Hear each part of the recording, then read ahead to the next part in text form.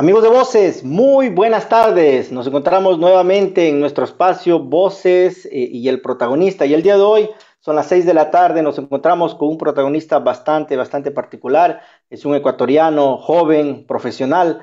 Pero bueno, vamos a esperar a mi gran amigo de carrera, como se dice, el entrevistador estrella José Grijalva. Vamos a ver si se conecta. José, ¿Qué tal, Leonel? José, Buenas muy tardes, buenas. amigos de Voces, buenas tardes nuevamente con ustedes y gracias nuevamente por estar en contacto con nosotros. Hoy día le llevaremos una entrevista con un personaje muy importante, síganos porque verdaderamente vamos a despejar muchas incógnitas y conocer mucho más de lo que concierne a la situación, la problemática, la pandemia del coronavirus y a su vez lo que viene y se desarrolla en base a esta eventualidad penosamente dicha así. Adelante, Leonel. Claro que sí. Ve, el día de hoy, como decía, mis estimados amigos, tenemos a un personaje bastante importante, bastante interesante. Es un abogado especialista en derecho constitucional, en derechos de la naturaleza, profesor de la Universidad de Guayaquil, miembro de la Casa de la Cultura del Ecuador y del Instituto Latinoamericano de Historia del Derecho. Es también fundador del movimiento que está dando qué decir en Ecuador, el movimiento Milenias. Pero, mis estimados amigos de Voces, vamos a ver este video donde nuestro gran amigo, el señor Emilio Espinosa, lo detalla de mejor manera. Adelante, estudios con el video.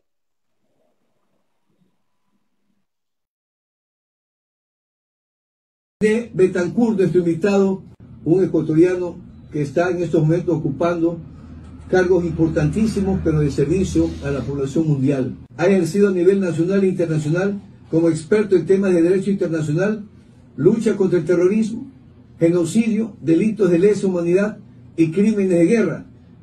Se ha desempeñado en varias instituciones del sistema de la Organización de Naciones Unidas, incluyendo los tribunales penales internacionales, la ONU para Ruanda y para la ex Yugoslavia, el Organismo Internacional de Energía Atómica y la Subdivisión de Prevención del Terrorismo. Por su contribución como abogado de la OPAC, recibió un certificado con motivo de la concesión del Premio Nobel de la Paz 2013 a esta institución. Sus credenciales académicas son distintas y su currículum es amplísimo, ecuatorianos. Vamos de inmediato a abordar los temas. Buenos días.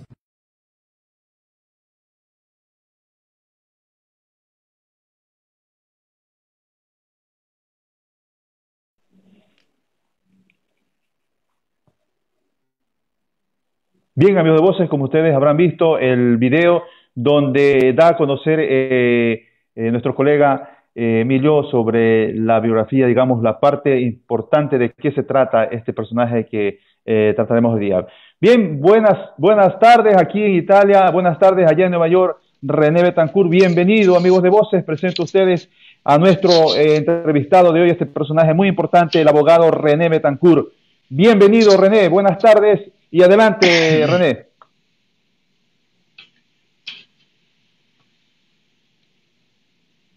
¿Me escucha, René? No sé que hay algún problema técnico. Hola, hola. 20 años tienen esta entrevista. Ahorita no te digo. ¿Me escucha, René? Parece que tenemos un problema de audio. Por favor, estudios, si podemos ubicar el problema de audio. Sí, parece que hay un Hola, problema de hola José, audio. vamos a ver, sí, vamos a ver si nos conectamos, a ver si subimos nuevamente al señor René. Según veo, parece que hay Hola algún René, problema de... José, ¿cómo está? No Sí, veo a Leonel. ya, ¿nos escucha los dos? Sí, bueno, solo te escucho a ti. Habla yo José. soy José. Sí, sí, yo soy José, René. ¿Me estás Solo viendo, te no? escucho y te veo a ti, Leonel. Oh, no, José, yo soy José. No, entonces vamos a ver estudios si lo baja José y lo vuelve a proponer. A mí me escuchas muy bien, ¿no? Perfectamente, como si estuvieras aquí. Perfecto. Ah, ya. Vamos a ver si lo sube a José. José, habla, por favor. Hola. Sí, René, ¿me escucha?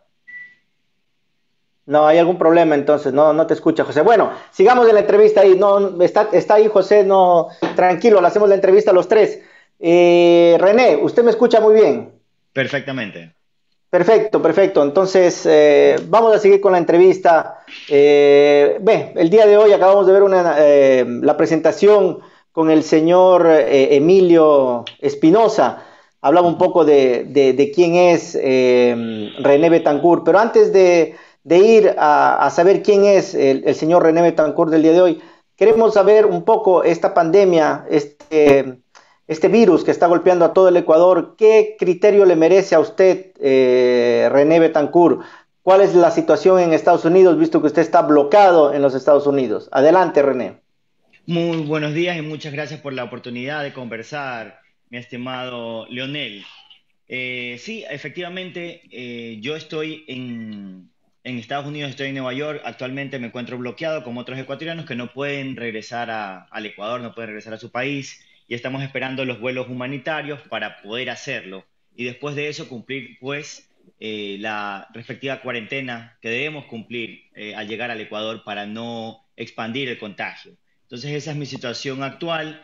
Estamos en cuarentena, estamos encerrados en mi casa acá en Nueva York, pero siempre se puede estar peor, ¿no? Y no estamos tan mal. El otro día un compañero hacía la comparación de cómo vivió Ana Frank durante la guerra, escondida en un sótano, en un ático, escondiéndose de los nazis, cómo vivimos nosotros y estamos hablando de un mundo de diferencia. Aquí pues estamos con las facilidades, tenemos acceso a la comida, hay salud, una salud pública, buena o mala, existe una salud pública y no estamos en condiciones de hacinamiento, condiciones precarias. Entonces hay que poner un poco de nuestra parte, tratar de quedarnos en casa, seguir las recomendaciones de la Organización Mundial de Salud y las que hace el gobierno y tratar de llevar adelante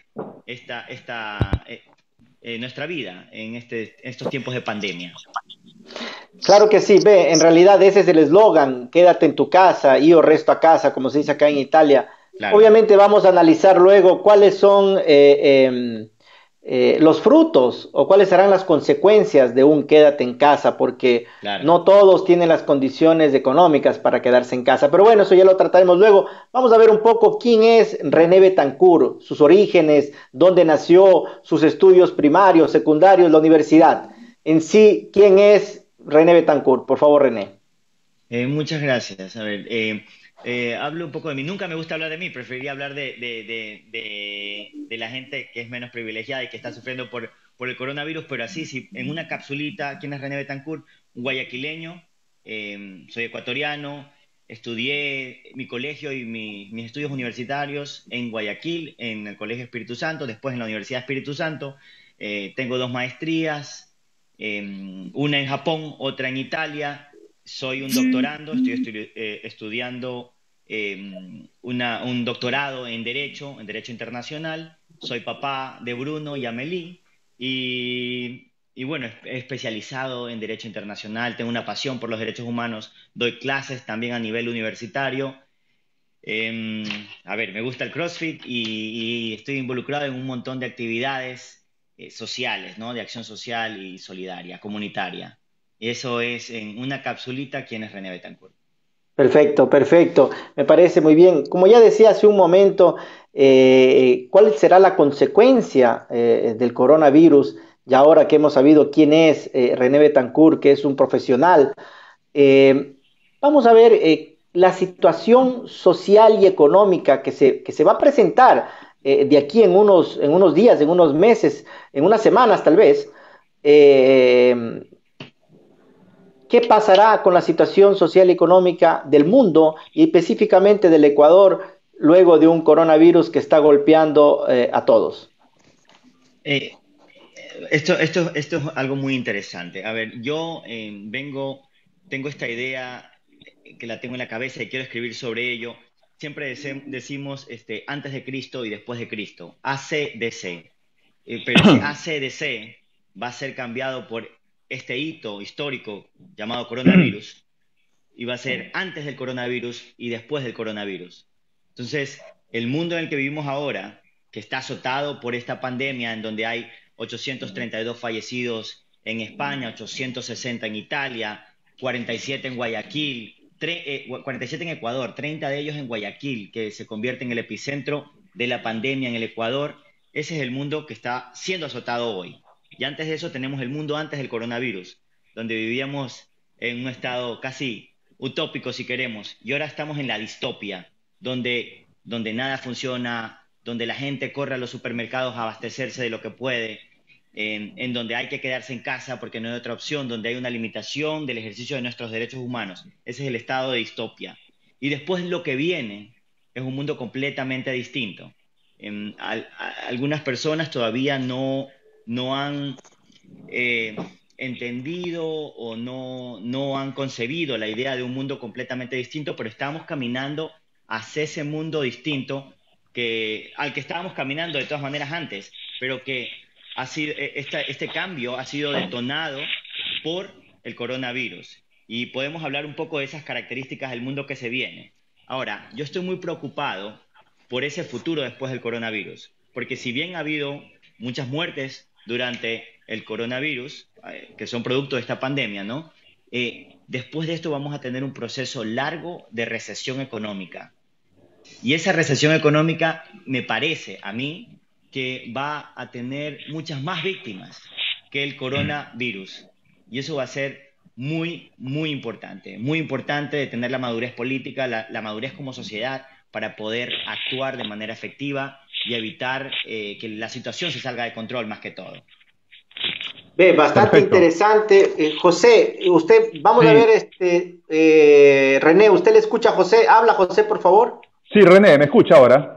Perfectamente, como si estuvieras Ok, aquí Ok, en Nueva York. bien, retomo entonces. Sí. entonces retoma en la posta y yo los dejo en la entrevista, ya luego regresaré. Muchísimas gracias, amigos. Perfecto, A Leonel. ti, Leonel, bien, René, nuevamente aprovecho para agradecerte desde el inicio de esta entrevista que la inició, vale la redundancia, Leonel, seres claros sobre la situación que está pasando y lo que está desarrollándose en sí, ¿no? Ahora, si bien hablamos de este problema que se está surgiendo, ¿por qué en la parte socioeconómica que está ya, se está dando cuenta, dando frutos negativos? Es decir, ya se habla de desabastecimiento, ya se habla de gente sin trabajo, ya se habla de mucho respaldo de muchos, digamos así, de muchos gobiernos de otros países que están dando o están estructurando para el pueblo. ¿Esto a qué llevaría? Quizá tú como un especialista en criminología y aparte de los derechos humanos, ¿a qué llegaríamos o cómo estaría respaldado en sí el ser humano? Porque estamos hablando de un problema, de una eventualidad en el mundo. ¿A qué llegaría en sí los derechos como soporte al ser humano en caso de llegar, Dios no lo quiera, a una hecatombe social? Muchas gracias por esa pregunta. Y esa pregunta es muy compleja y se la puede ver desde muchos ángulos. Ahora, hablando no solo desde el punto de vista de derecho, porque si hablamos solo desde los derechos o solo desde los derechos humanos, la discusión es bastante limitada.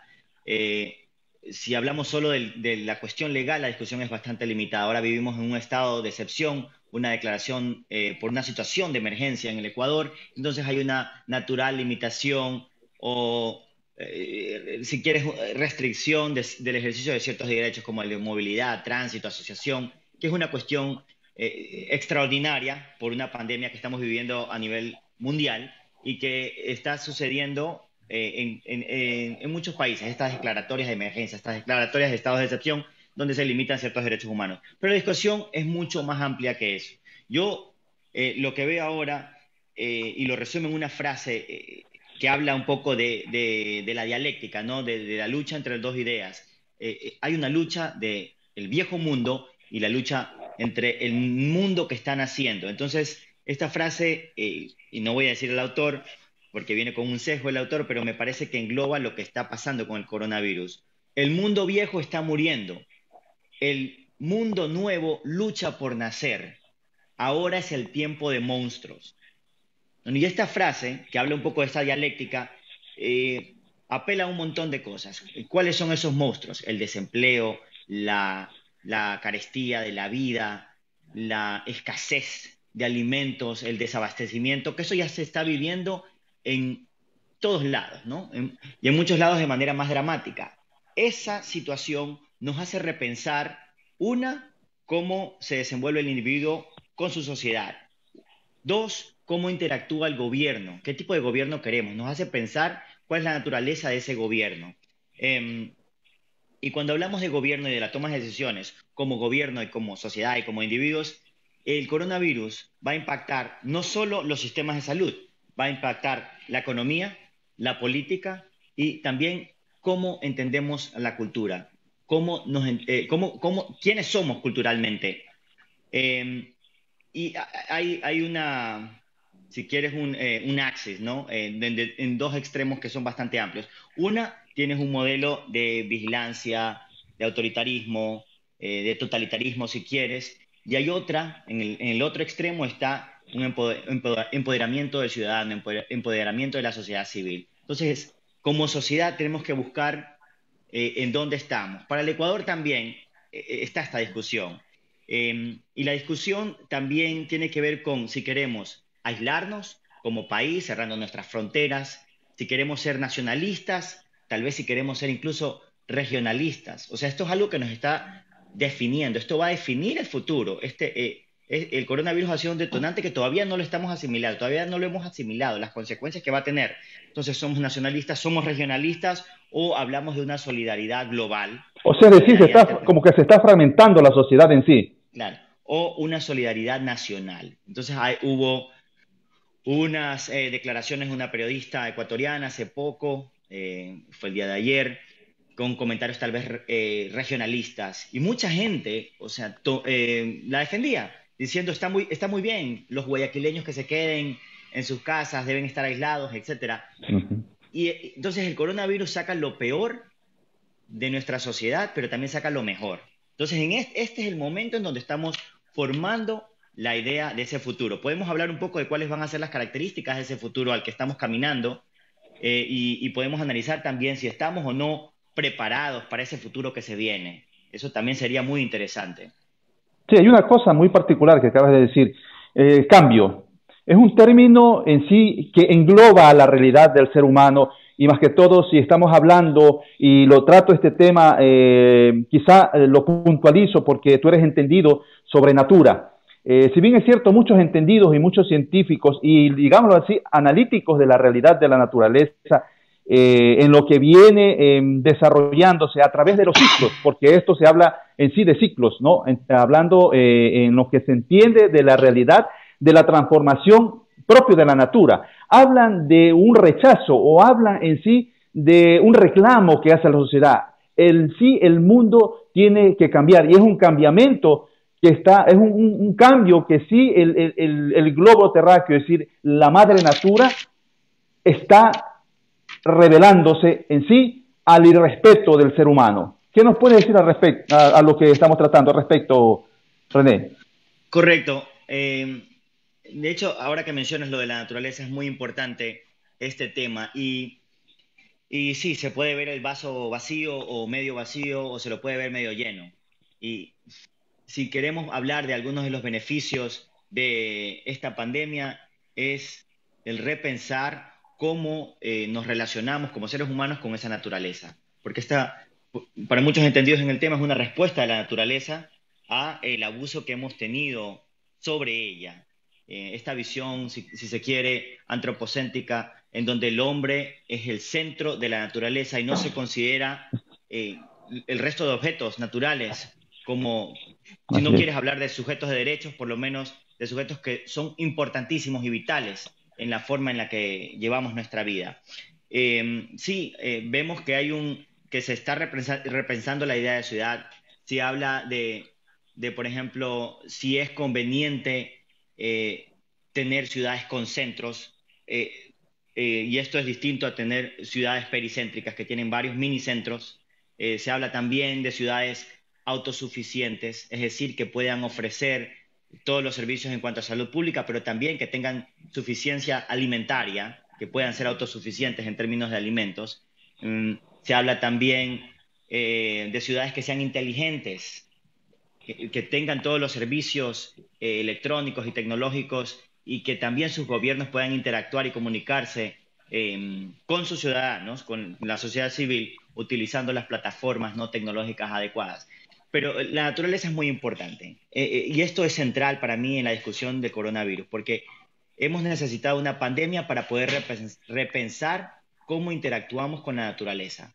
Por ejemplo, en Nueva York, que se ha convertido en el epicentro de la pandemia, mucha gente ha vuelto su mirada al campo, a las ciudades o a los pueblos que son más pequeños, donde están más rodeados de la naturaleza, donde hay una menor densidad poblacional, donde tienen acceso más fácil a los servicios alimentarios necesarios. Entonces hay mucha gente que se ha ido de la ciudad, precisamente por la densidad poblacional y porque cuando uno va al hospital se da cuenta de cómo están abarrotados los hospitales, los servicios de emergencia.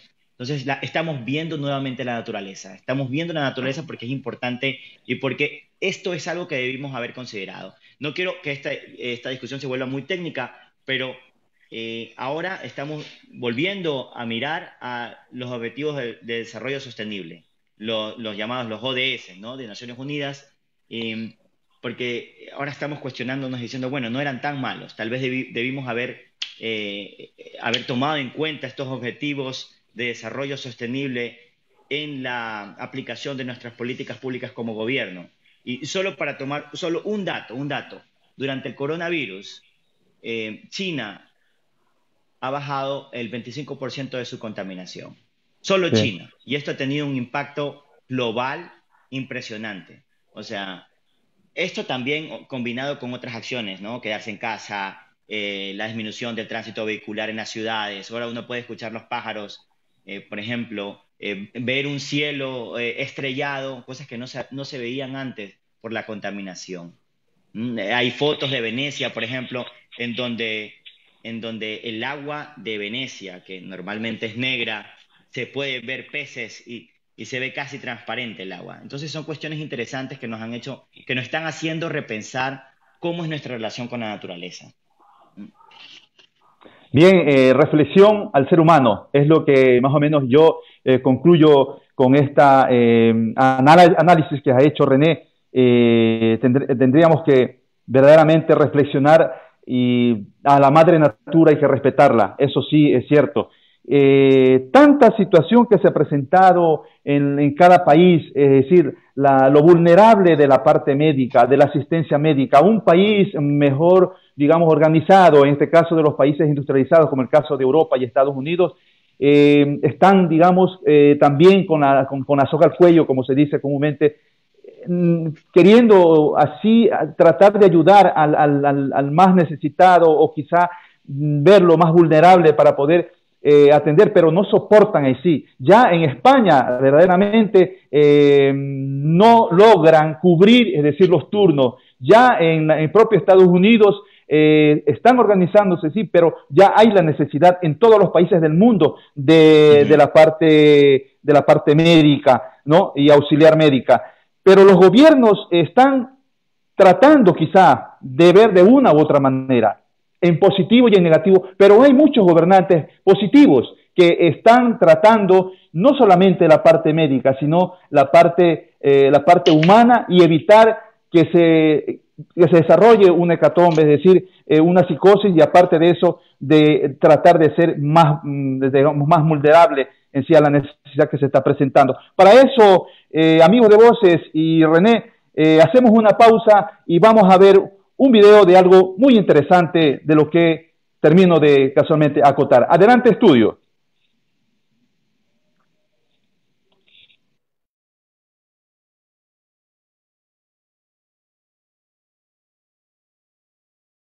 Nayib Bukele y es el presidente de El Salvador desde junio de 2019. Tiene 38 años y se le bautizó como el mandatario millennial. Es un experto en Twitter y da hasta órdenes a sus ministros por esta red social. Rompió todos los esquemas de su país al desbancar a los dos partidos tradicionales que siempre habían gobernado en El Salvador. Su objetivo es mejorar la vida de los casi 7 millones de habitantes de ese país. Debemos de decidir nosotros mismos que debemos de dejar de matarnos. Debemos de decidir nosotros mismos que dejemos de botar basura en la calle. Debemos de decir nosotros mismos que vamos a trabajar el doble. Ahora ha pasado al plano internacional tras convertirse en el líder más valorado por su actuación contra el coronavirus. Reflexiones como estas le están haciendo muy popular. Vieron las imágenes en Italia y dijeron, bueno, o en Corea del Sur, en los países asiáticos, dijeron, está en Asia. Después de declarar la cuarentena en su país con apenas unos casos, anunció unas medidas económicas que se están haciendo virales en las redes. Hemos suspendido por 3 meses los pagos de luz, los pagos de agua, los pagos de teléfono, los pagos de internet, los pagos de cable, los pagos de alquiler, los pagos de bancos, los pagos de tarjetas de crédito, los pagos de hipoteca. Entonces no hay pagos.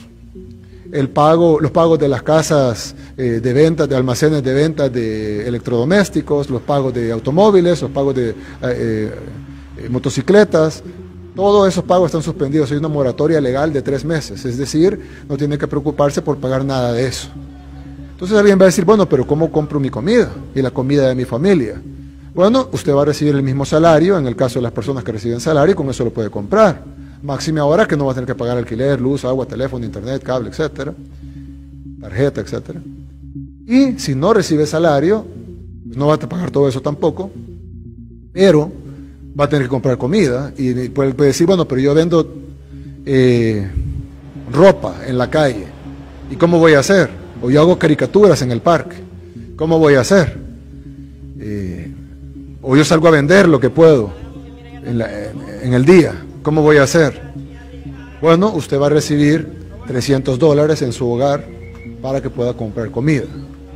La transferencia, las formas de transferencia se van a definir en los próximos días. Nuestro equipo está trabajando ya se habló con la banca, con toda la banca nacional, ya se habló también con los sistemas de pago con celular, ya se habló también con los puntos express, ya se habló también con el sistema de la tarjeta solidaria, ya se habló también con la base de datos del Ministerio de Economía, se está trabajando un sistema completo con el recibo de remesas, con el PIN, que no se necesita tarjeta en los cajeros automáticos, con los que tienen cuentas bancarias, para lograr beneficiar a estos 1.5 millones de hogares, no personas, que estamos hablando más o menos de un 75% de la población que va a ser beneficiada.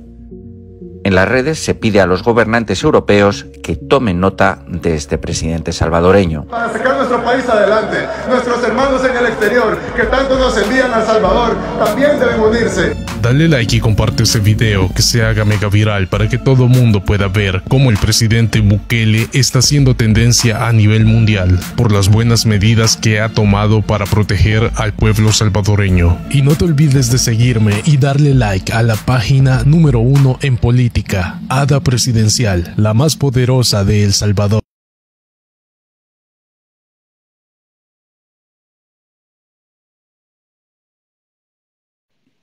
Bien, René, como hemos visto, amigos de Voces, ustedes, este video que aprovecho para agradecer a la noticia CIBAR que nos ha dado la posibilidad de para difundir este video muy interesante del presidente de El Salvador.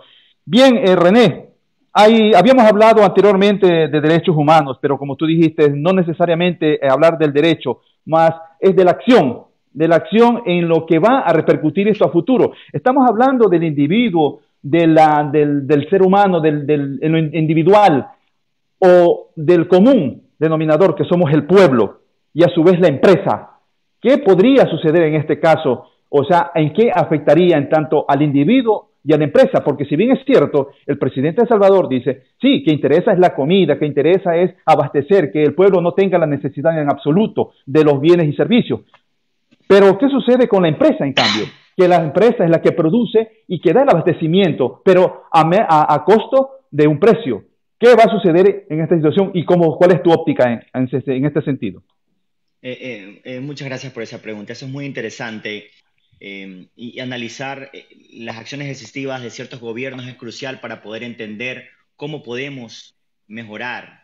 No hablo de criticar las acciones que ha tomado el gobierno, sino de mejorar lo que estamos haciendo y cómo lo estamos haciendo. Ahora, podemos darnos cuenta que cuando desde el comienzo, cuando se inició la campaña Quédate en casa, hubo muchas interrogantes. Nadie o tal vez muy pocas personas pensaron bueno, ¿cómo le podemos pedir que se quede en casa a alguien que no tiene casa? ¿Cómo le podemos pedir que se quede en casa a alguien que tiene condiciones habitacionales muy precarias, donde, por ejemplo, tienen un techo hecho de zinc y con los calores de ciertas ciudades es insoportable estar dentro de casa y se necesita salir, ¿no?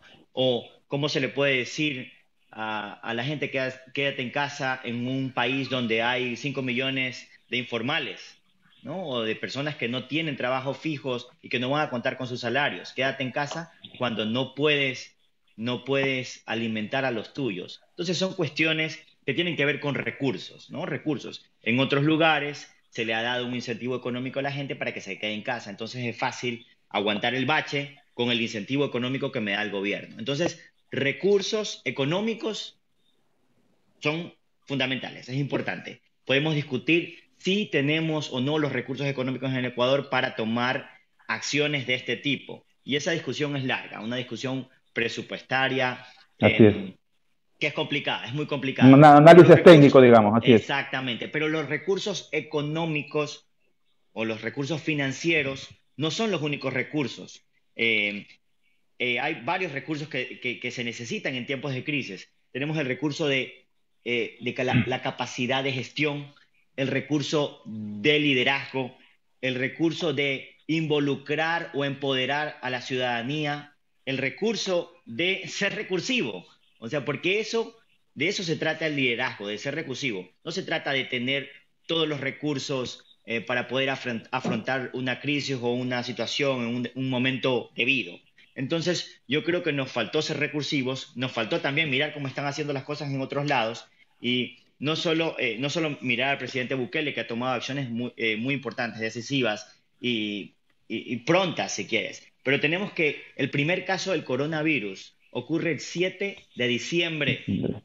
O sea, tenemos noticias de diciembre del año pasado, que se viene una pandemia. O tal vez en ese momento no se hablaba de pandemia, pero se hablaba de un contagio, de una enfermedad nueva. O sea, ¿dónde están nuestros sistemas de salud para alertar de una posible pandemia? ¿Dónde está la preparación de nuestros sistemas sanitarios para afrontar una pandemia de este tipo? Vemos que, por ejemplo, ayer salió una noticia de que se han encontrado 100 respiradores en el hospital del IES que estaban dañados, ¿no? Y que no les habían dado el mantenimiento adecuado. Entonces, hay una escasez de respiradores ahora y hay 100 respiradores en una bodega que están pudriéndose y que no se les ha dado el mantenimiento adecuado. O sea, ese tipo de cosas son inconcebibles. Entonces, capacidad de gestión, liderazgo, involucramiento del ciudadano. Y si vemos cómo han respondido a esta crisis otros países como Corea del Sur, Singapur, Taiwán, vemos que ha habido una aplicación de monitoreo con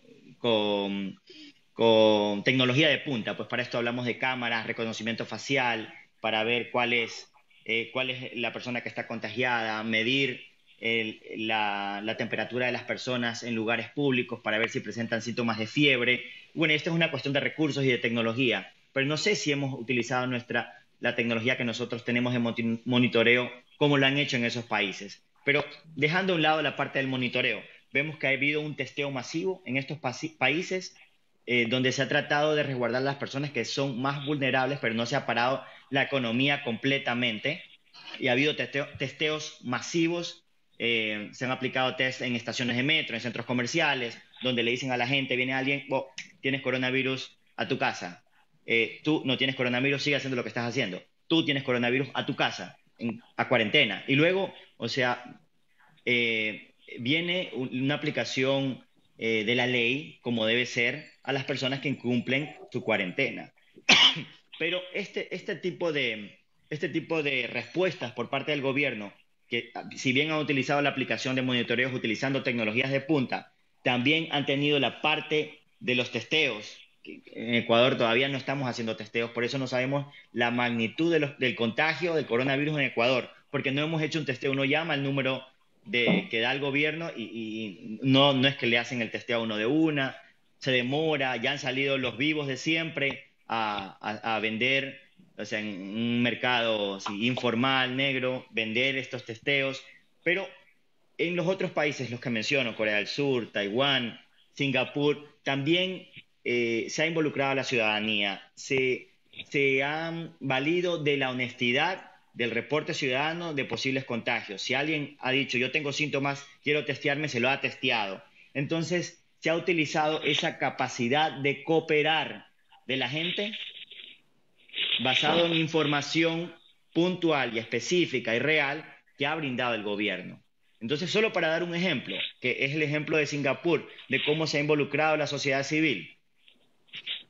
Actualmente, por ejemplo, en Ecuador y en otros países, no existe un mapeo de quiénes son más vulnerables a ser contagiados del coronavirus. Digamos, ancianos, adultos mayores, personas que tienen hipertensión, que sufren de diabetes, que tienen problemas cardiovasculares, que son los más propensos a fallecer en caso de ser contagiados.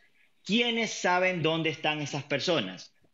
Definitivamente el gobierno no lo sabe, pero sí lo saben los ciudadanos, sí lo sabe la gente del barrio, como quien dice, la sociedad civil. Entonces, en Singapur, la respuesta del gobierno ha sido coordinada con la sociedad civil para proteger a esos más vulnerables y tratar de que la curva no tenga un pico que sature nuestros centros de salud, sino que sea más larga para que la gente pueda atenderse. Por ejemplo, en una cuestión muy concreta, utilizar los respiradores que son limitados, que se encuentran en los centros de salud. Nuestra respuesta ha sido un poco desordenada. Y esto no tiene que ver con recursos nada más, tiene que ver con liderazgo y capacidad de gestión. O sea, la empresa privada ha estado ayudando en Ecuador y ha dado varias respuestas. Ha habido donaciones de alimentos, se ha visitado a ancianatos, por ejemplo, pero estas respuestas no han sido necesariamente coordinadas con las autoridades locales o las autoridades centrales. Y esto demuestra un poco de lo que somos como sociedad, desorganizados. Y también falta de liderazgo y falta de capacidad de gestión por parte de nuestras autoridades centrales, ¿no? Y también mucho de esperar del ciudadano que le den, en lugar de buscar respuestas, ¿no? Como sociedad civil, como individuos. Así es, has tratado una situación que es bastante compleja, pero técnica. Para llegar a estos puntos, hablando en el campo de la investigación, tendríamos que crear, es decir, un plan de trabajo para ir al campo y hacer una ficha mnemotécnica de los sectores más rurales y los sectores más vulnerables, en este caso, para llegar en sí a un análisis y a un claro detalle de lo que está sucediendo con nuestro pueblo, ¿no? Con el pueblo más vulnerable, es decir, vuelvo y repito de esta situación. Pero bien, la situación del coronavirus va adelante, estamos confrontándola, gracias a Dios, tenemos que tener fe, tenemos que pedir a Dios de que esto se vaya terminando, que con un soplo divino desaparezca esto. Pero bien, quienes tenemos fe y quienes verdaderamente nos proyectamos hacia una esperanza, por no solamente en lo personal, sino en lo familiar y en el mundo entero. Bien, tomando el tema ya de René Betancourt, ¿no? Del abogado René Betancourt. Este personaje en sí, te lo pongo de esta manera, es de una generación. René Betancourt, amigos de Voces, es un personaje de los cuales nos trae mucha satisfacción a quienes ya tenemos verdaderamente ya otra etapa de vida, en la cual estamos viendo cuál es el resultado positivo de estos cambios sociopolíticos que se dan en cada país y de estas nuevas generaciones.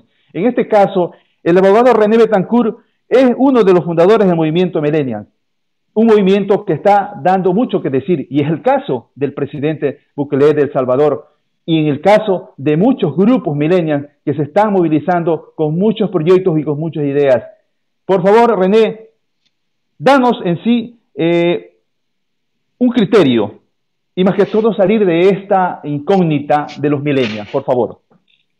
Muchas gracias por esta oportunidad. Sí, el movimiento Millennials, o sea, como el nombre lo indica, tiene un fuerte apego, ¿no? al grupo objetivo al que apelamos, que son los millennials y los centennials.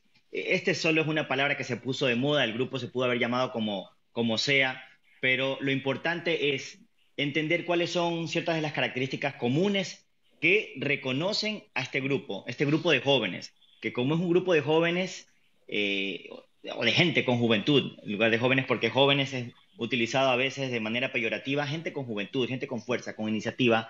¿Cuáles son las características comunes que tiene este grupo? Y bueno, es básicamente reunirnos en base a estas características que son el emprendimiento, el acceso a la tecnología y el uso de la tecnología de una manera muy particular, que es distinto al uso de la tecnología que es como se daba en las generaciones anteriores.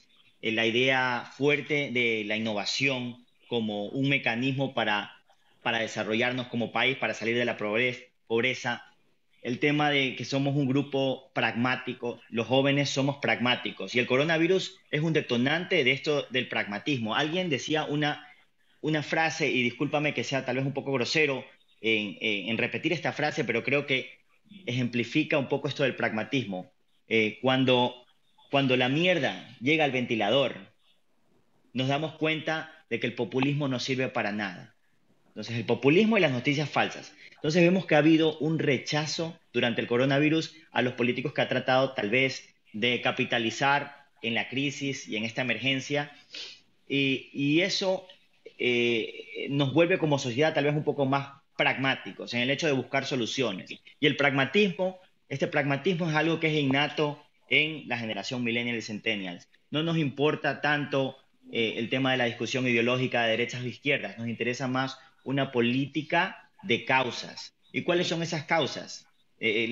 Son naturales a lo que llamamos millennial, la solidaridad, la acción social, la transparencia, el ambientalismo. Estas son causas que no necesariamente tienen una bandera de izquierda o derecha o una bandera de alguna tienda política. Entonces entendemos que, por ejemplo, los partidos políticos de hoy, la mayoría de partidos políticos de hoy, y en el Ecuador todos los partidos políticos definitivamente, están completamente divorciados de el tema millennial, de los jóvenes.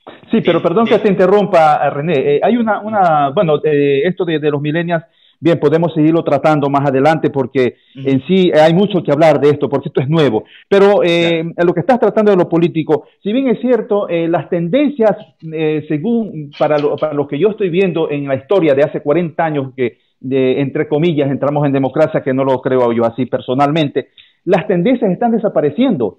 Y quizás sea esto el resultado de que ya no existe, digamos, una tendencia de derecha clara, una tendencia de izquierda transparente, o un centro izquierda, un centro derecha que agrupe como hace 40 años. Hubieron los patriarcas políticos que se sentaban a dialogar y a discutir por el bien del pueblo y quizás teorías, ideas en las cuales iban a ayudar a una reforma de la Constitución por el bien del pueblo. ¿Quién nos puede decir? Tratando, es decir, haciendo un remember de la política ecuatoriana y a su vez de esto de la desaparición de las tendencias que ha dado como resultado estos grupos como el de ustedes. Es parte de lo que estábamos hablando antes del coronavirus, y que estábamos apelando a la dialéctica. Hay un mundo viejo que está muriendo. La manera en la que yo entiendo ese mundo viejo también es parte de ese mundo viejo son estas tendencias políticas que están desapareciendo. Ahora estamos hablando de una forma de hacer políticas, de políticas de causa. ¿Cuáles son esas causas? Solidaridad, por ejemplo, es una causa. Ambientalismo es una causa. Siempre, o sea, se burlan tal vez la gente que no entiende el tema de derechos de la naturaleza, entonces hablan, por ejemplo, de los defensores de los perritos.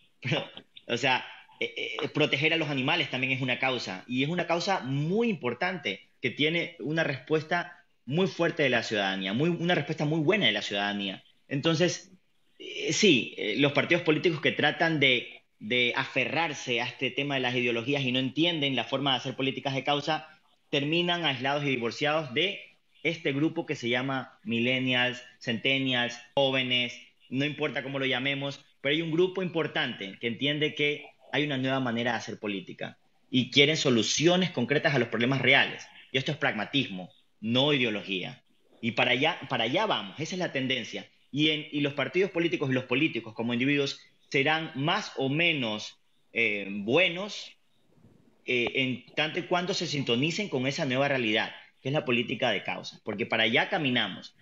Ahora en Ecuador especialmente, los millennials y centennials representan más del 40% de la población.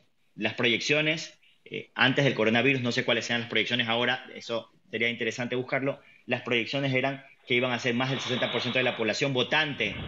Entonces, para allá vamos. Y las sociedades más jóvenes o que tienen una población más joven necesitan políticos que estén más sintonizados con esa nueva realidad en temas de tendencias políticas.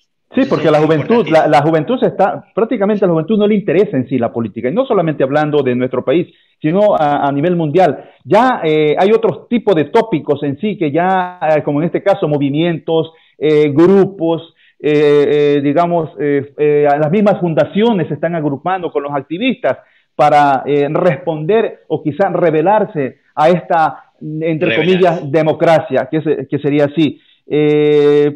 Está desapareciendo la realidad, o digámoslo así, el pensar de las doctrinas, ¿no? El pensar de las doctrinas políticas en su historia, como fue prácticamente desde donde partió en sí lo que es el concepto político.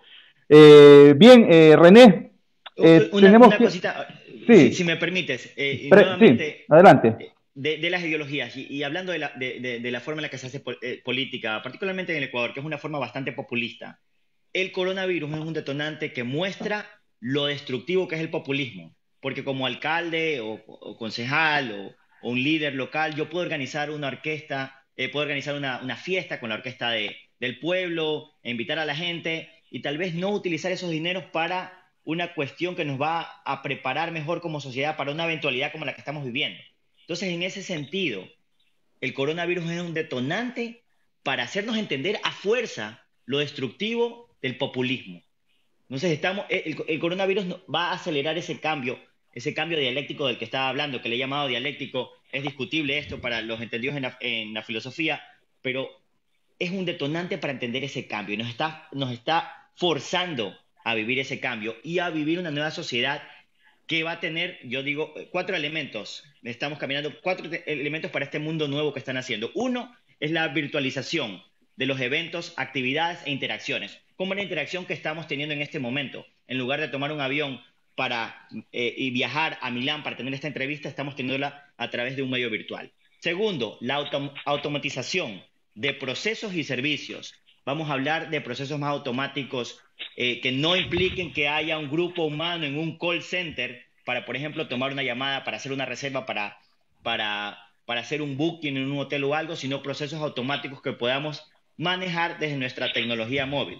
Estamos hablando también estamos caminando hacia una descentralización de la economía y de la política, porque entendemos que lo local puede dar mejor respuesta a los problemas específicos que hay en un sitio, más que un gobierno central o una economía centralizada o una política centralizada.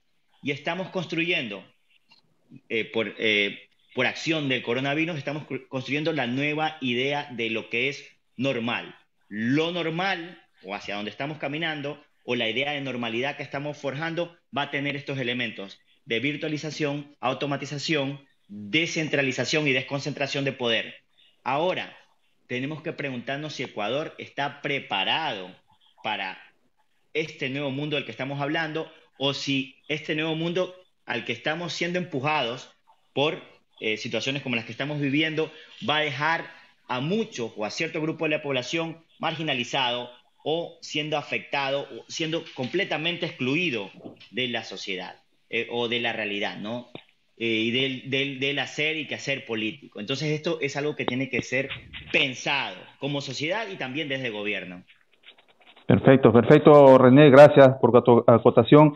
Y bien, para seguir con nuestra entrevista y darle espacio también a nuestro director Leonel Ramos, por favor, le invitamos a nuestro director Leonel Ramos para que se integre a esta entrevista, pues, y también sea partícipe de esta interesante y más que todo exquisita entrevista, porque no solamente estamos tratando de lo político, no solamente de lo social, sino de lo humano. Adelante, director. Sí, muchísimas gracias, José. Gracias, René, nuevamente por la entrevista del día de hoy.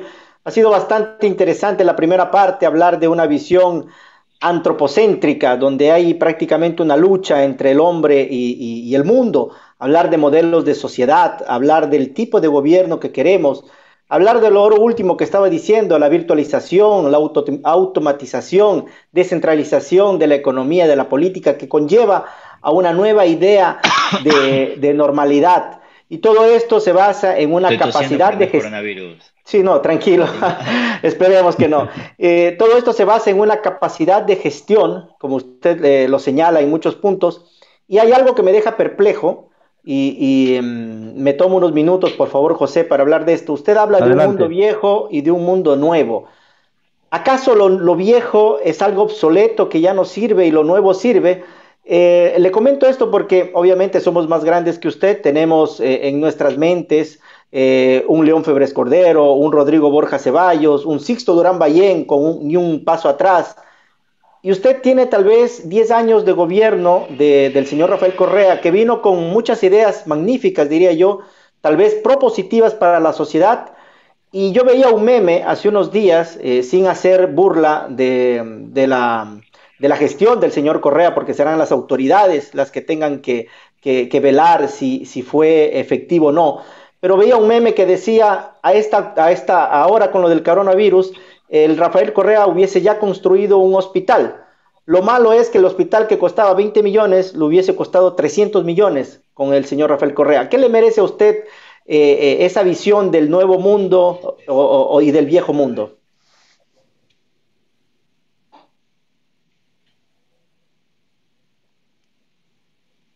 René,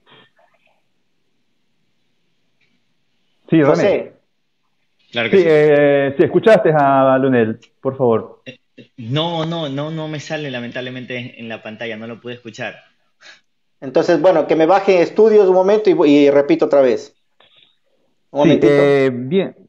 Sí, René, la realidad en lo que estamos nosotros hablando, retomando un asunto hasta que regrese nuestro director, si bien es cierto, la realidad del ser humano es ahora se ha enmarcado y más que todo la presencia de esa fe, de esa esperanza, porque ha reaccionado y se da cuenta que hemos dejado muchas cosas atrás, los principios, los valores de la familia, entonces verdaderamente eso es Hola, bastante triste. Sí, Ahí está.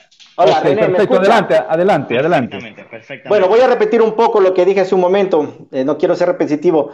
Usted hablaba un poco de la visión antropocéntrica, la lucha Claro, del hombre con el mundo, hablaba de los modelos de sociedad, del tipo de gobierno, de la capacidad de correcto. gestión, hablaba de la virtualización, automatización, descentralización de la economía y de la política, de la nueva idea de lo normal, digámoslo así. Hablaba también del mundo viejo y del mundo nuevo.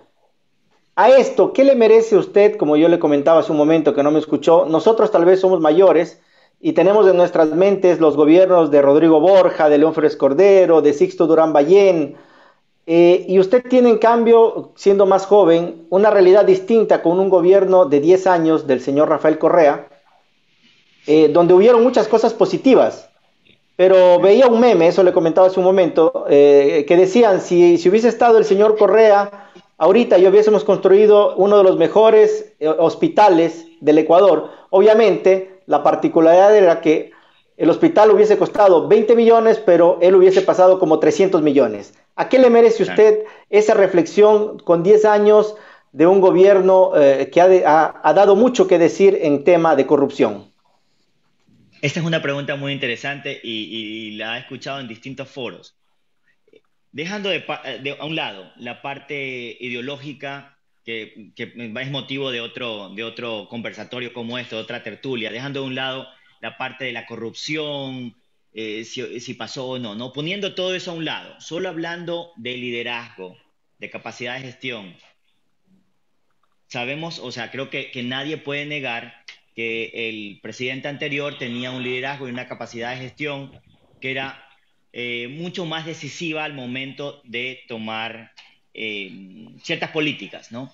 Cuando se compara como, guardando las distancias, porque entiendo que también son crisis distintas. Cuando ocurrió el terremoto, vemos cuál fue la actitud o cuál fue el accionar del gobierno frente a esa situación. Y podemos contrastar un poco lo que ha sido este gobierno. Obviamente estamos viviendo una situación que es nacional, que es global y es una realidad distinta.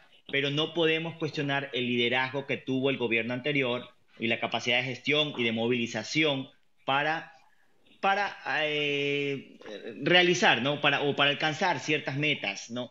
Es Cuando se estaba indudable. lidiando con la crisis, es indudable. Claro, es Entonces, indudable, claro, lo que usted está diciendo, le capto muy bien, es indudable el liderazgo que se tiene para afrontar en primera fila una situación, pero sin el ánimo de ahondar en este tema, lastimosamente en nuestro Manabí todavía hay personas que no tienen casas, pese a que el gobierno instauró mucho dinero y recibió mucho dinero en regalías, y todavía tenemos gente sin casas. Pero bueno, ya para ir dinamizando un poco más esta entrevista, yo quisiera hacer un saludo muy especial al licenciado Manuel Santana, con quien en algún momento nos pidió hacer una entrevista y queremos, en verdad, lo habíamos hablado ya con nuestro gran amigo José Grijalva, de hacer una entrevista, pero lastimosamente por el momento tenemos algunos personajes que ya están en agenda y en algún momento estoy seguro que con el licenciado Manuel Santana podremos conversar. Pero él dice algo muy cierto. Él dice los derechos han sido reprimidos y también nos dice que ha quedado al descubierto la ineficiencia de muchos gobiernos y es natural que nada podrá ser como antes. ¿Qué le merece a usted este criterio que nos dice un comunicador, un periodista dominicano, el señor Manuel Santana? no, estoy muy de acuerdo con él. Nada volverá a ser como antes. Como lo dije hace un rato en mi intervención, estamos construyendo la idea de lo normal y estamos caminando hacia lo que, no lo digo yo, lo dijo primero un filósofo, un futurista tecnológico que se llama Jamie Meltz, y él habla un poco de este mundo nuevo. Es una lectura realmente recomendada. Y estamos caminando hacia ese mundo. Nada volverá a ser como antes, porque el coronavirus nos ha obligado a repensar esta manera en la que tenemos de vivir. Incluso, por ejemplo, conceptos como ese consumismo irracional en el que vivíamos. Por ejemplo, ahora estamos volviendo a hablar de cosas muy importantes, de economía familiar, de ahorro familiar, que habían quedado tal vez relegadas, olvidadas o habían pasado un poco a un nivel más abajo en nuestra pirámide de cosas importantes. Y estamos hablando de economía familiar, de ahorro, de tener una vida un poco más austera, de dejar de un lado ese consumismo irracional. Entonces estamos repensando un montón de cosas y no, las cosas no van a volver a ser como antes, porque los estragos de la pandemia no los vamos a vivir solo mientras dure el virus, sino después viene una recesión económica definitivamente, o estragos económicos por lo menos, y se va a sufrir mucho. Definitivamente, este virus, esta pandemia, es un hito histórico. O sea, Jamie Meltz, el autor que citaba hace un rato, hace una comparación entre 1941 con la Segunda Guerra Mundial, por ejemplo, que nadie sabía cuál iba a ser el resultado de la guerra. Y si bien dice, bueno, esto no es una guerra, pero muchas personas en sus intervenciones comparan al virus con una guerra. No estamos viviendo una guerra. Pero también hay comparaciones con la gripe española, por ejemplo, la pandemia que se vivió en 1918 y el mundo que teníamos en esa época. Y solo para hacer una comparación entre estos dos elementos, la pandemia en ese momento, y para hablar un poco de lo positivo, porque todo el mundo habla de lo negativo, la pandemia, o sea, la gripe española en 1918, teníamos una población mundial de 2 billones de personas y solo 600.000 eran personas que tenían educación. O sea, el 30% de la población eran gente educada, que no era analfabeta. Hoy tenemos una población mundial de 7.5 billones, donde el 86% es gente que ha sido alfabetizada y es gente que es letrada, ¿no? Entonces tenemos que el 86% de la población forma parte de ese poder mental, ese poder cerebral para dar soluciones a los problemas reales. Entonces estamos más preparados en ese sentido o tenemos más un grupo humano con más capacidad para dar respuestas a los problemas más educado y vamos a construir un mundo nuevo, ¿no? Que no va a ser construido por unos pocos, sino por un hecho que ha afectado a toda la A humanidad. todo Y el para allá mundo, estamos claro que sí. caminando. Claro que sí. Bien, vamos a hablar un poco de millennials y para esto quiero proponer un video de un adepto de millennials que vive en Inglaterra. Estuvo en el programa del señor Carlos Veraz. Así que estudios, por favor, proponemos el video.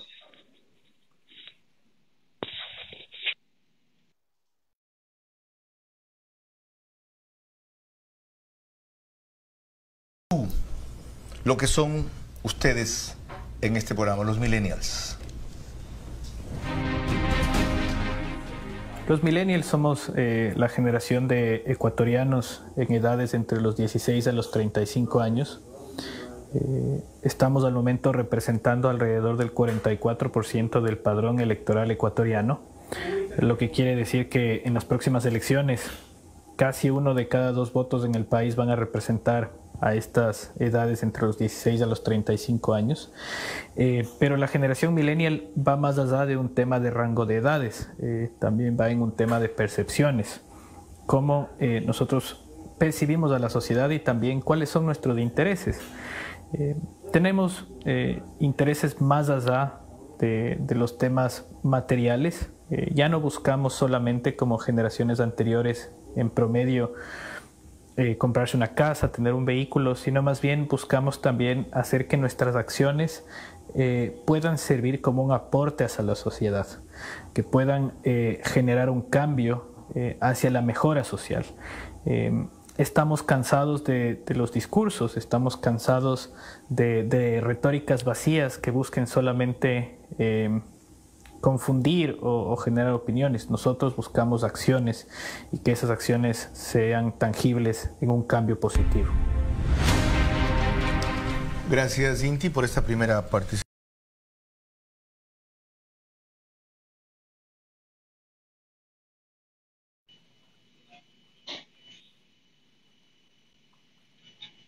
Y bien, amigos, este era Inti Groneberg, un ciudadano ecuatoriano que vive en Inglaterra, que pertenece al grupo Millennials.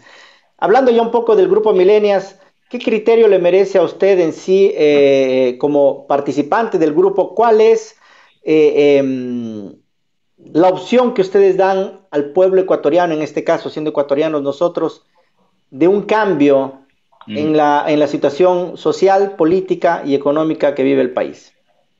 Solo para hacer una puntualización, estoy muy de acuerdo con lo que dice Inti, muy de acuerdo con todo lo que dice. Ahora, si bien Inti es parte del grupo generacional Millennials, no es parte de este movimiento llamado Millennials, pero o sea, todos los jóvenes son parte del grupo generacional, del grupo humano, Millennials o Centennials, ¿no? Y estoy muy de acuerdo con lo que dice él. Ahora, hablando del grupo generacional, ¿no? Tenemos que la mayoría de investigadores habla de que los millennials son más o menos son a partir de 1981 o 1980, es cuando vienen los millennials. Esa es la mayoría de los investigadores habla de esto, ¿no? Del año en que naciste en relación a si eres o no de esa generación. Nos convertimos adultos con el paso al nuevo milenio. Esos son los millennials. Y hay otro grupo que es mucho, hila más fino. Entonces habla de que sí, si bien lo millennial tiene que ver con el paso al nuevo milenio, también tiene que ver con el acceso a las tecnologías. Entonces se habla mucho, y en ese programa se hacía una distinción entre, si se quiere, el millennial de las zonas rurales y el millennial de las zonas urbanas, que es muy interesante. La relación que tiene un millennial, o un centennial en este caso, con la tecnología es diferente a la que tiene una persona de una generación anterior. Y esto es importantísimo para entender lo millennial. De hecho, está hablando del presidente Bukele, o sea, que es uno de los presidentes millennials. No sé, se habla de cuál es la relación o la interacción que él tiene con el pueblo, utilizando mucho estos medios que permiten una interacción virtual e inmediata.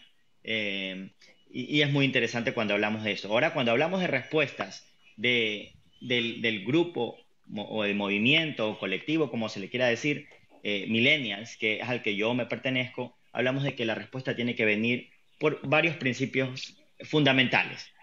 Una, innovación. Tiene que ser en cualquier tipo de propuesta política, tenemos que hablar de innovación.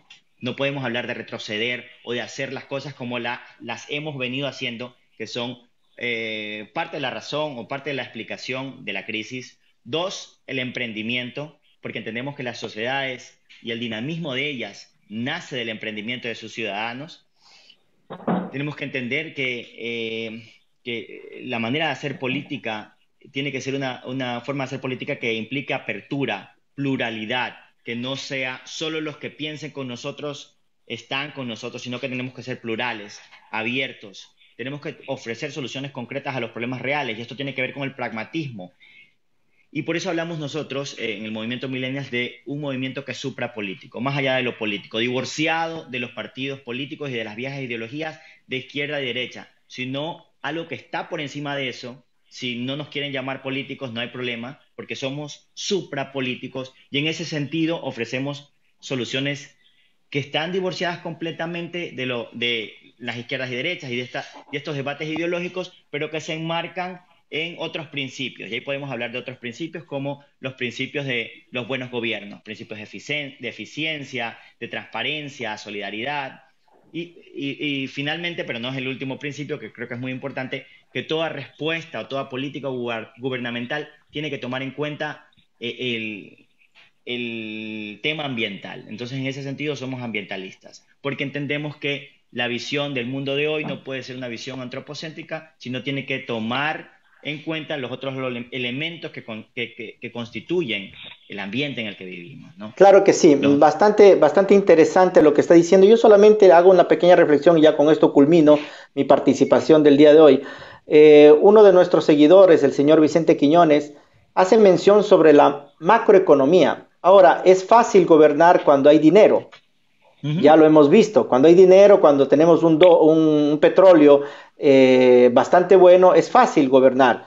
Cuando no hay dinero es lo difícil. Entonces, el grupo Millennials, si el día de mañana tuviese la oportunidad de llegar al gobierno, ¿cómo podría sanear la situación económica de un país y de un mundo que está a la deriva por el coronavirus? Muchas gracias por esa pregunta, súper interesante. Pero antes de eso, disculpa que un pie de página, quiero enviarle un saludo a mi compañero Felipe Tillería, que está en Londres y nos está siguiendo y veo que nos está comentando la publicación. Le deseo el mejor de los éxitos en su campaña para asambleísta. Ahora, hablando de los recursos y de lo que nos dijo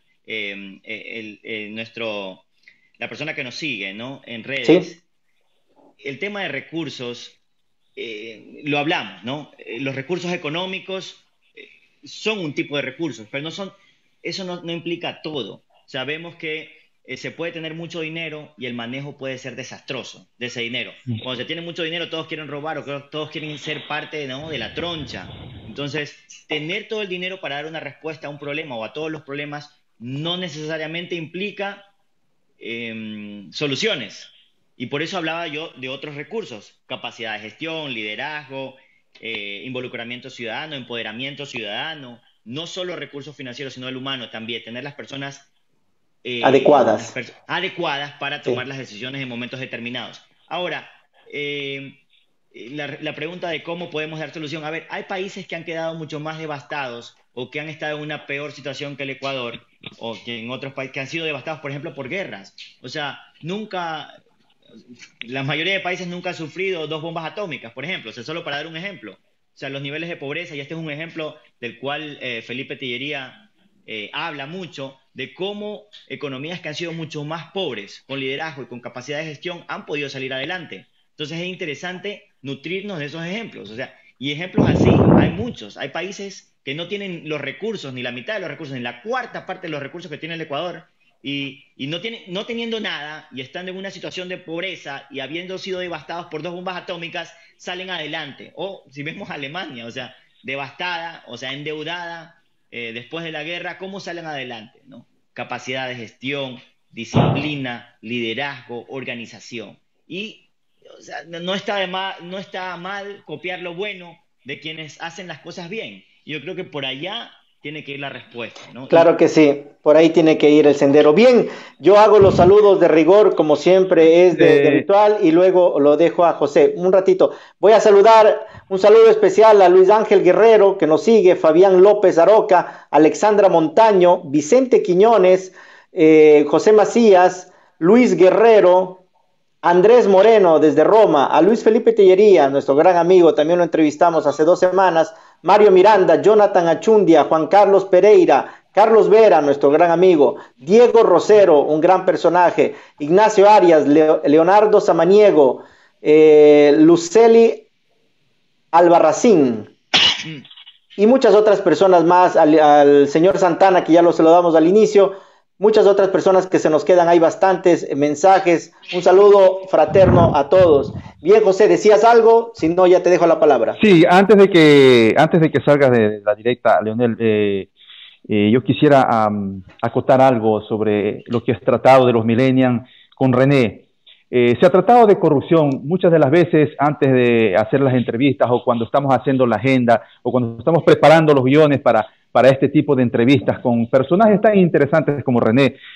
Le hemos tratado lo de la corrupción, hemos discutido con Leonel y con muchos amigos sobre esta situación que ya enmarca, ya es algo morboso en tratarlo todos los días, de que el político que venga o de pronto este perfil no sea corrupto como el otro, o de que la corrupción está terminando en sí con el principio político, ¿no?, de los entes, de los movimientos. Millennials, hablando en sí del movimiento Millennials, has dicho una palabra, innovación, pero una innovación tiene que ser una innovación con bases, preparada obviamente, pero quizá en esta innovación, en esta preparación y quizá en este compendio de ideas de estos jóvenes, de esta nueva generación, tendrán el antídoto para eliminar la corrupción, quizá no de ustedes, más bien de quienes lo rodean, porque muchas de las veces se peca en eso. Por favor, René. Muy buena pregunta. ¿Le escuchó René a José? Lamentablemente no lo escuché. Tenemos entonces un problema de audio. Voy a pedir a estudios que bajen a José. José, te van a bajar completamente, luego regresas y yo me voy. Qué pena, porque fue una pregunta muy buena y bueno, lo va a repetir José nuevamente. Vamos a ver si... José. Ok, ¿me escucha, René? ¿Le escucha? No. No, tiene que salirte completamente, José. Salirlo como en antes, salirlo completamente. Qué pena, porque fue una observación bastante buena la de José, que hablaba sobre la corrupción. Y bueno, ya después te dejo con él, ojalá que se escuche. Eso es lo que pasa en las directas. Un momentito y ya estamos para concluir también. Claro que sí. Y bueno, ustedes están encerrados allá en Estados Unidos. En cuarentena, como todos, ¿no? Solo salimos a hacer lo necesario, a hacer compras. Tratamos de minimizar las salidas para evitar el contagio, ¿no? Bien, ¿me escuchan ahora? ¿Me escucha, René? Perfectamente. Okay. Yo los saludo. Muy buenas noches. José, te dejo a ti la palabra. Gracias. Que pasen bien. Así, Leonel. Perfecto. Bien, René, yo había hecho una pregunta, ¿no? Se había tratado casualmente con Leonel muchas de las veces para entablar este tipo de entrevistas y de los personajes tan importantes como lo eres tú, y agradezco de antemano nuevamente por tu espacio que nos has permitido para presentarte. En sí se habla de corrupción. Muchas de las veces discutimos con nuestros amigos, muchas de las veces cuando estamos preparando el guión, estamos preparando en sí la entrevista, discutimos este tema, y lo discutimos porque al diario, ahora que hay tantos medios de comunicación en Ecuador, más que todo, que está galopando en sí a esta situación, que se habla de 10 años de gobierno del economista Correa, pero un gobierno que prácticamente es cubierto de un manto negro que se llama corrupción, ¿no? Hablando de los millennials, hablando de ustedes, de esta nueva generación, no de políticos, sino de seres humanos y de intelectuales, digámoslo así, ¿no? Como hablábamos hace 50 años atrás de los patriarcas políticos, ya no hay los patriarcas políticos, hay la nueva generación, hay las nuevas ideas, hay el cambio en sí del ser humano, quizás sea porque ha golpeado tanto y ya da la desconfianza en sí de las tendencias políticas. Pero oyéndonos al caso de ustedes como los millennials, que al entrar ya en la lid política, digámoslo así, y en la democracia, entre comillas, que yo siempre me mantengo con este criterio y con este decir, entre comillas, la democracia, millennials, quizá, este grupo de jóvenes, este grupo de intelectuales, están quizá protegidos, digámoslo así, están inyectados con algo fuerte para que en sí no vayan a pecar, o que quienes los circundan a ustedes asesorándolos o los van a asesorar vayan a caer también en esta situación, digámoslo así, tan fea, que ha ido denigrando en sí al principio de la democracia, ahora sí, y más que todo a los inicios de la política cuando el ser humano ha querido luchar por los derechos de un pueblo. ¿Ustedes están protegidos quizá o saben ustedes cómo reaccionar en un momento que se presente esto? Esta pregunta es interesantísima y aquí quiero hacer una puntualización. El hecho de pertenecer a una generación o el hecho de ser joven o viejo o lo que sea, no tiene absolutamente nada que ver con ser proclive o no a cometer actos de corrupción. Ser joven no es un mérito en sí mismo. O sea, y ser mayor tampoco lo es. O sea, entonces, lo uno no tiene nada que ver con lo otro, ¿no? Primero, si bien hay gente o generaciones anteriores que tienen más experiencia, de lo cual es importantísimo aprender, porque las canas son importantes y la sabiduría que tienen las generaciones anteriores y que nos pueden aportar las generaciones anteriores a la nuestra es importantísimo. Entendemos que cuando se encuestan a los millennials y se les pregunta si están satisfechos con la manera en la que se viene haciendo política hasta ahora, o si están satisfechos con el status quo, la mayoría dice que no. Entonces, el millennial tiene ese chip, digo yo, de irreverencia y de, si queremos, de disgusto y lo político le parece asqueroso, precisamente por cómo se ha venido haciendo política. Entonces, ya tenemos ese chip. Entonces, cuando hablamos de lucha contra la corrupción, es importante que los millennials y los jóvenes se les tome particular atención porque somos los más interesados en cambiar ese status quo, porque entendemos que los actos de corrupción cometidos en la generación anterior o por miembros de la generación anterior o en el pasado van a afectar a las generaciones futuras. Y ahora lo vemos claramente con el detonante del coronavirus. Vemos cómo que se hayan despilfarrado el dinero merma las posibilidades de un Estado o de un gobierno local a responder a una situación de crisis como esta. Eso sería en una línea mi respuesta frente a la corrupción. Somos los más interesados en cambiar ese status quo.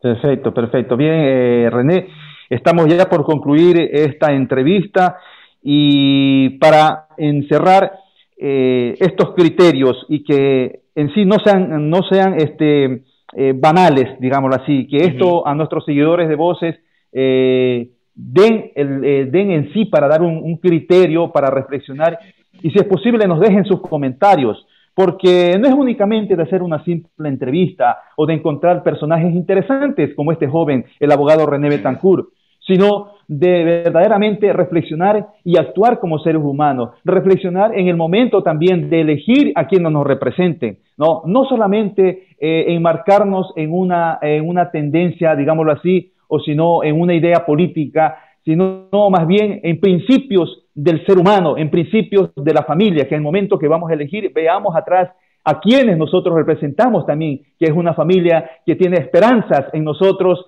los padres de familia, el hombre trabajador, la mujer trabajadora y luchadora, que lleva adelante también muchas veces a su familia y también al político, porque no vale tampoco discriminar al político, porque hay políticos con buenas intenciones, hay personajes que en sí se ponen la camiseta y toman la bandera de su país con muchas acciones, no necesariamente haciendo política desde una tarima para ir a un curul o para sentarse en el sillón de presidente, sino la realidad es que nosotros vemos en sí en los políticos y vemos en estos personajes algo bueno que nos da la esperanza. Y para tratar esto de la esperanza, ¿tú cómo ves, René, la esperanza que tenemos que dar al pueblo? La esperanza que en sí quienes verdaderamente velan por los derechos del ser humano. ¿Cuál es la esperanza que de aquí en adelante, como tú retoma lo tuyo, el cambiamiento que tiene que tener el mundo ahora, que va a cambiar en sí muchas cosas?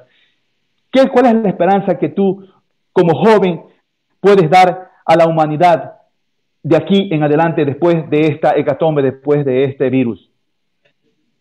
Sí, o sea, la esperanza es algo que no podemos perder.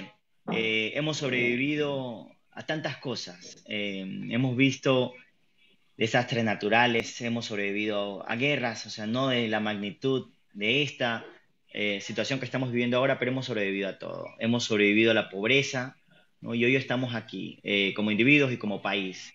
Tenemos que analizar los temas y tomar la situación que estamos viviendo con humildad, no desde la soberbia, no enfrascarnos en cuestiones políticas, no politizar el tema de la crisis, sino más bien entender que somos frágiles como seres humanos y como sociedad, entender nuestros errores, podernos vernos al espejo como sociedad y de ese reconocimiento con humildad mejorar para hacer algo mejor.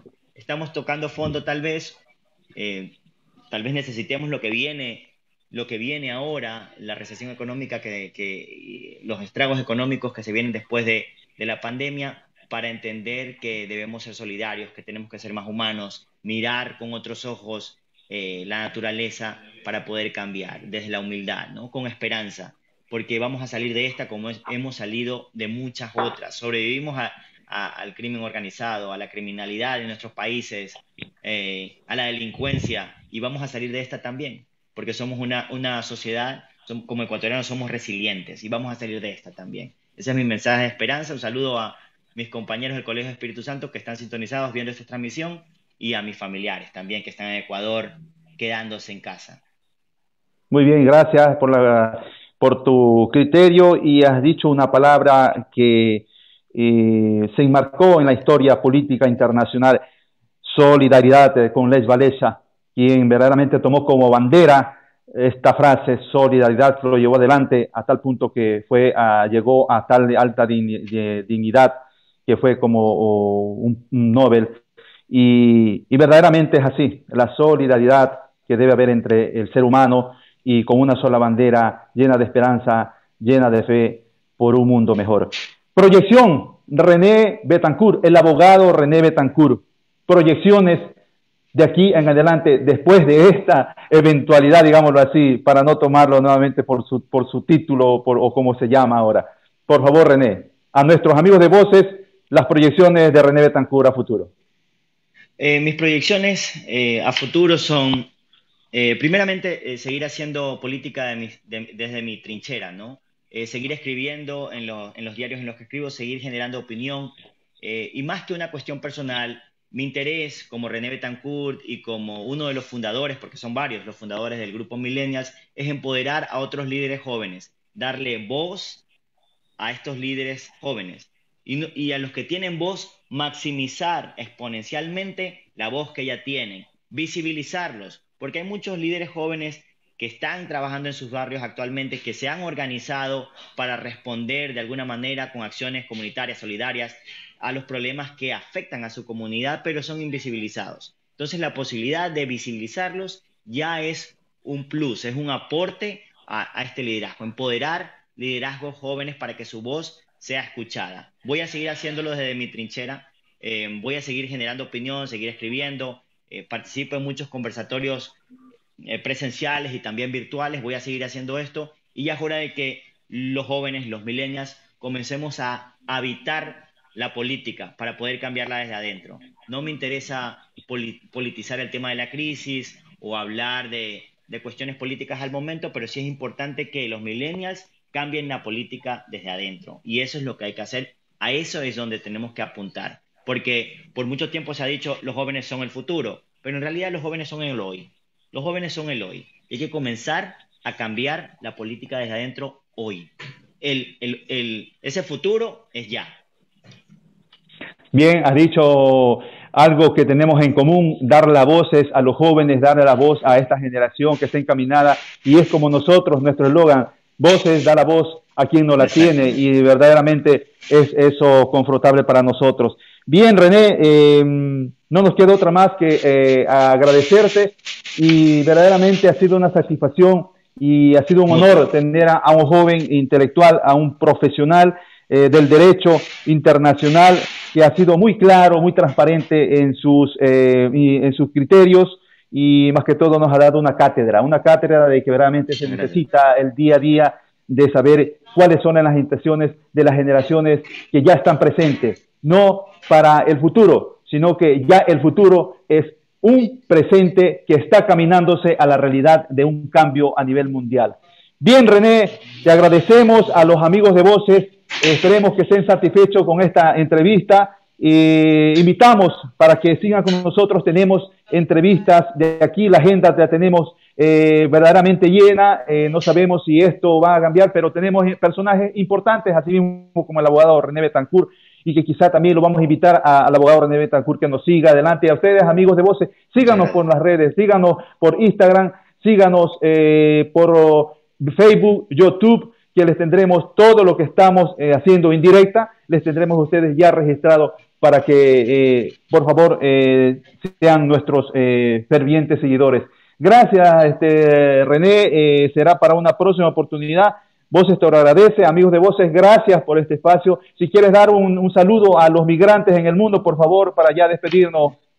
Por supuesto, un saludo a toda la diáspora ecuatoriana, a todos los migrantes, a toda la gente que está de turista o trabajadores que se han quedado atrapados y no pueden volver al Ecuador. Un abrazo fraterno, no pierdan la fe, tratemos de seguir las recomendaciones del gobierno y de la Organización Mundial de Salud, quedémonos en casa en la medida de lo posible y un abrazo para todo el mundo desde acá. Muchas gracias. Gracias nuevamente, René, ha sido un gusto, me despido y asimismo un abrazo para ti, que Dios te bendiga, René. Bien, amigos de Voces, esto ha sido Voces y el protagonista con el abogado René Betancourt. No tengo más que decirle, únicamente agradecernos y despedirme. Con la dirección de Daniel Ramos y la asistencia técnica de Jimena Durán, se despide su amigo José Grijalva.